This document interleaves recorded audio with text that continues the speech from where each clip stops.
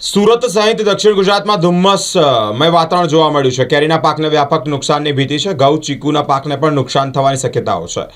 ખેડૂતો ચિંતામાં મુકાયા છે. ખેડૂત આગેવાન જયેશ પટેલે વિશેષ માહિતી આપી છે. કેરીના પાક મોરવાને વ્યાપક પ્રમાણમાં નુકસાન થશે, સાથે જ ઘઉં પકવતા ખેડૂતોને પણ નુકસાન થવાની ભીતિ છે.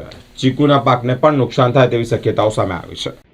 આજે સમગ્ર દક્ષિણ ગુજરાતમાં ખાસ કરીને ઝેરી ધુમ્મસ થઈ રહ્યું છે, એને કારણે કેરી પકવતા ખેડૂતો અને ખાસ કરીને ઘઉં અને ચીકુના જે બાગાયતી પાકો છે એમાં નુકસાન થવાની ભીતિ છે. એટલે ખેડૂતોમાં ભારે ચિંતા આજે પ્રસરી છે. અને જે રીતે ગ્લોબલ વોર્મિંગ, જળવાયુ પરિવર્તનની સીધી અસર ખેડૂતોને અને ખેતી પાકોને થઈ રહી છે, એટલે ખેડૂતો ખૂબ જ ચિંતિત છે. અને આજે જે રીતે ધુમ્મસ છે, લગભગ સવારથી જે રીતે ધુમ્મસ છે, ખૂબ જ ગાઢું ધુમ્મસ છે, એને કારણે ખાસ કરીને કેરીના પાક અને ઘઉંના પાકને ખૂબ જ મોટું નુકસાન થવાની ભીતિ ખેડૂતો ખાસ કરીને ચિંતા સેવી રહ્યા છે.